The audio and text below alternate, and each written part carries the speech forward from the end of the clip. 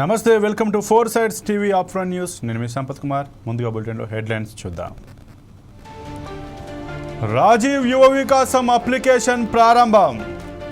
June 2వ తేదీన లబ్ధిదారుల జాబితా.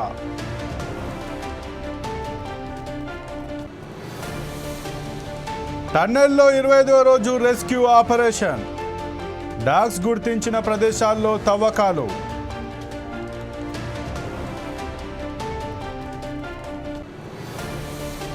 నేడు జూన్ కోటా శ్రీవారి ఆర్జిత సేవా టికెట్లు మరి కాసేపట్లో విడుదల చేయనున్న టీటీడీ.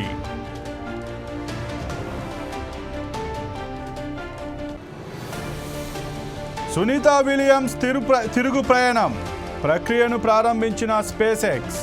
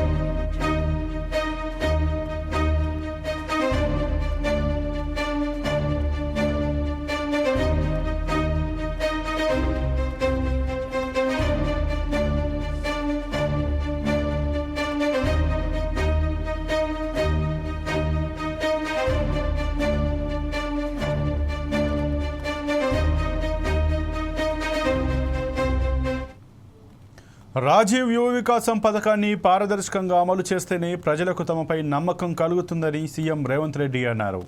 6,000 కోట్లతో 5 లక్షల మంది నిరుద్యోగ యువతకు ఉపాధి కల్పించడానికి ఈ పథకం ప్రారంభించాలని రాష్ట్ర ప్రభుత్వం నిర్ణయం తీసుకుందని తెలిపారు.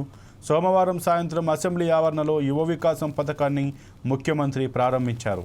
ఉప ముఖ్యమంత్రి బట్టి విక్రమార్క, మంత్రులు సీతక్క, కొండా సురేఖ, పొంగులేటి శ్రీనివాసరెడ్డి, జూపల్లి కృష్ణారావు, పొన్నం ప్రభాకర్, ఎంఐఎం నేత అక్బరుద్దీన్ ఓవైసీ, సిపిఐ ఎమ్మెల్యే కూనంనేని సాంబశివరావు, పలువురు ఎమ్మెల్యేలు, ఎమ్మెల్సీలు, ఇతర నాయకులు ఈ కార్యక్రమంలో పాల్గొన్నారు. చదువుకొని చైతన్యం ఉన్న వారికి 4 లక్షల వరకు ఈ పథకం కింద ఇస్తున్నామని సీఎం అన్నారు. ప్రతి నియోజకవర్గానికి 4,000 నుంచి 5,000 మందికి పని కల్పించవచ్చని చెప్పారు. అయితే 5 అంతస్తుల భవనం ఉన్నవారికి ఈ పథకం వర్తింపజేస్తామంటే కుదరదన్నారు. గతంలో అలా చేసిన వారు ఎక్కడున్నారో మీరు చూశారని తెలిపారు. అర్హులైన నిరుద్యోగులకు ఈ పథకం అందాలన్నారు సీఎం.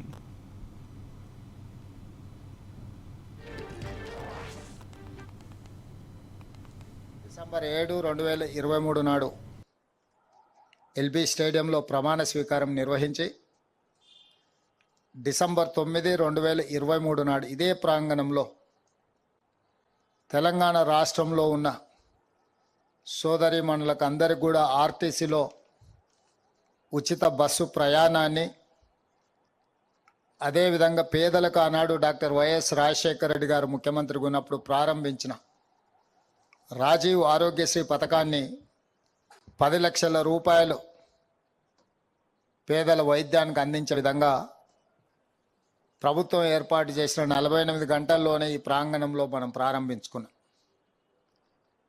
ఆ తర్వాత నిరుద్యోగ సమస్య కావచ్చు, రైతు రుణమాఫీ కావచ్చు, రైతు భరోసా కావచ్చు, గృహ జ్యోతి కావచ్చు, ఈ రకంగా ఎన్నికల సందర్భంగా మనం ఇచ్చిన హామీలను ఒకటొక్కటిగా అమలు చేస్తూ తెలంగాణ రైతాంగానికి, తెలంగాణ మహిళా సోదరీమణులకు, తెలంగాణ నిరుద్యోగ యువతకు, విద్యార్థులకు ఒక స్ఫూర్తినిస్తూ ఒక మంచి పరిపాలన అందించే ప్రయత్నం చేస్తున్నాం. దాంట్లో భాగంగా 15 నెలలు పూర్తి చేసుకుంటున్న సందర్భంలో మొదటి 10 నెలల్లోనే దాదాపుగా 57,924 ప్రభుత్వ ఉద్యోగ నియామకాలు చేపట్టడం ద్వారా ఈ దేశంలోనే మన ప్రభుత్వం చరిత్రను సృష్టించింది. స్వతంత్రం వచ్చినప్పటి నుంచి కూడా ఏ రాష్ట్రంలో ఏ ప్రభుత్వం మొదటి సంవత్సరంలోనే 57,924 ప్రభుత్వ ఉద్యోగ నియామకాలు చేపట్టలేదు. మన ప్రభుత్వం చేపట్టింది. అదేవిధంగా రైతులకు 25,35,000 మంది రైతులకు 20,617 కోట్ల రూపాయల రుణమాఫీ చేయడం ద్వారా ఈ దేశ వెన్నెముకైన రైతాంగాన్ని అప్పుల ఊబిలో నుండి బయటికి తీసి ఆత్మస్థైర్యంతో నిలబడే విధంగా మనం కార్యాచరణ తీసుకొని ముందుకు వెళ్ళినాం. డిసెంబర్ 3, 2023 నాడు ఫలితాలు వచ్చిన తర్వాత డిసెంబర్ 7, 2023 నాడు ఎల్బీ స్టేడియంలో ప్రమాణ స్వీకారం.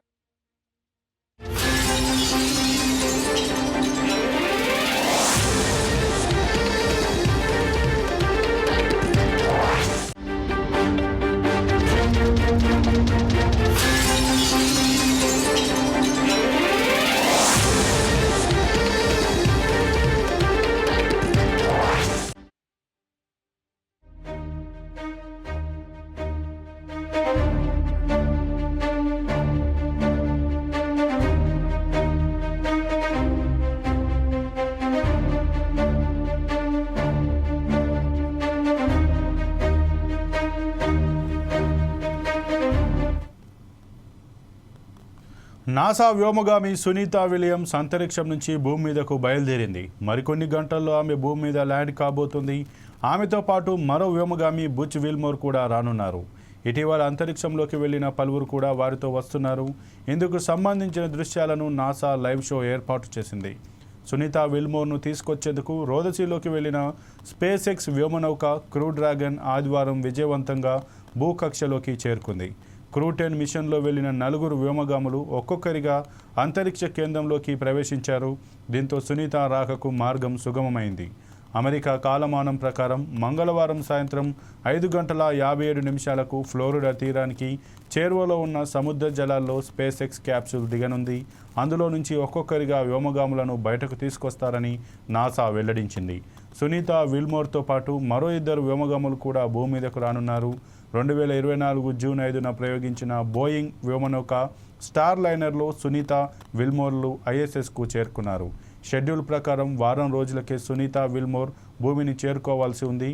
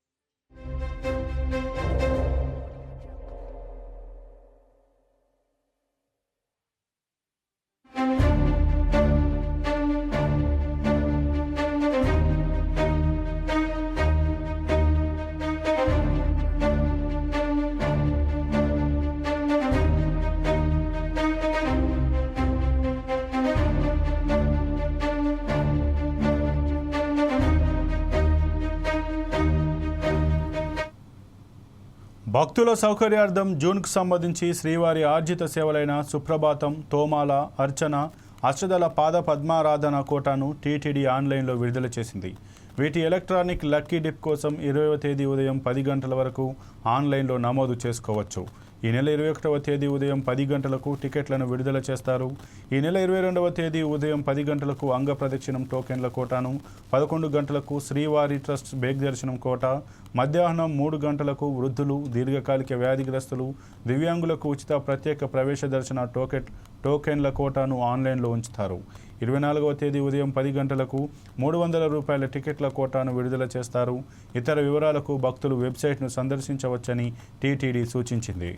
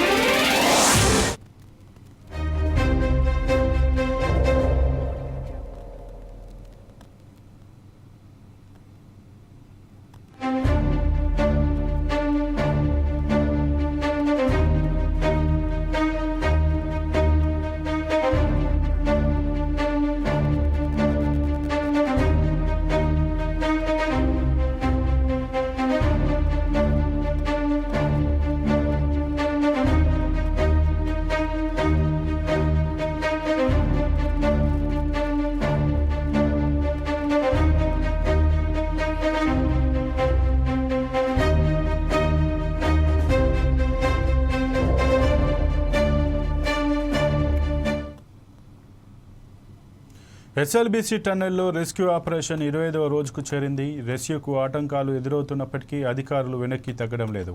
ప్రమాద స్థలిలో సహాయక చర్యలను ముమ్మరం చేశారు. టన్నెల్లో రోబోలతో తవ్వకాలు జరుపుతున్నారు. వీలైనంత త్వరగా రెస్క్యూ ఆపరేషన్ పూర్తి చేసేందుకు కృషి చేస్తున్నారు అధికారులు. NDRF, SDRF, rescue teams, police విభాగం, ఫోరెన్సిక్స్, వైద్య బృందాలు తీవ్రంగా శ్రమిస్తున్నాయి. అయితే రెస్క్యూ ఆపరేషన్కు బురద, నీటి ఊట, టీబీఎం అవశేషాలు ఆటంకంగా మారాయి. క్యాడవర్ డాగ్స్ గుర్తించిన ప్రదేశాల్లో తవ్వకాలు కొనసాగుతున్నాయి. డీవాటరింగ్, టీబీఎం మిషన్ కటింగ్ పనులు కొనసాగుతున్నాయి. ఇటీవల టన్నెల్ నుంచి ఒక మృతదేహాన్ని వెలికితీశారు. టన్నెల్ ప్రమాదంలో 8 మంది చిక్కుకొని ప్రాణాలు కోల్పోయిన విషయం తెలిసిందే. తమ వాళ్ళ ఆచూకీ ఇంకా లభించకపోవడంతో బాధిత కుటుంబాలు బిక్కుబిక్కుమంటూ కాలం వెల్లదీస్తున్నారు.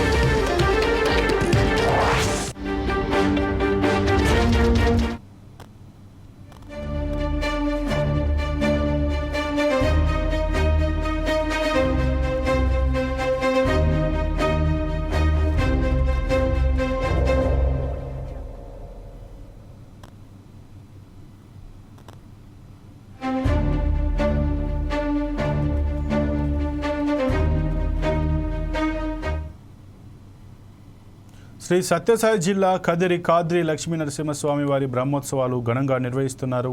ఇందులో భాగంగా సోమవారం రాత్రి అత్యంత వైభవోపేతంగా శ్రీ స్వామివారికి మోహిని ఉత్సవం నిర్వహించారు. తొలుత సర్వాలంకార భూషితుడైన స్వామివారికి శాస్త్రోక్తంగా పూజలు జరిపారు. అనంతరం వివిధ పుష్పాలతో అలంకరించి మోహిని ఉత్సవ వాహనంపై కొలువుదీరి తిరుమాడ వీధుల్లో స్వామివారు విహరించారు.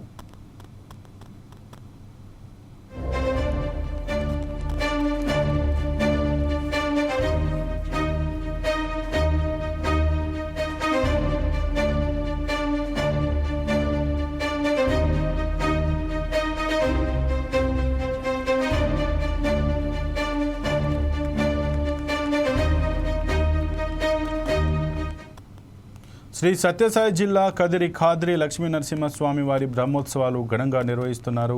ఇందులో భాగంగా సోమవారం రాత్రి అత్యంత వైభవోపేతంగా శ్రీ స్వామివారికి మోహిని ఉత్సవం నిర్వహించారు. తొలుత సర్వాలంకార భూషితుడైన స్వామివారికి శాస్త్రోక్తంగా పూజలు జరిపారు. అనంతరం వివిధ పుష్పాలతో అలంకరించి మోహిని ఉత్సవ వాహనంపై కొలువుదీరి తిరుమాడ వీధుల్లో స్వామివారు విహరించారు.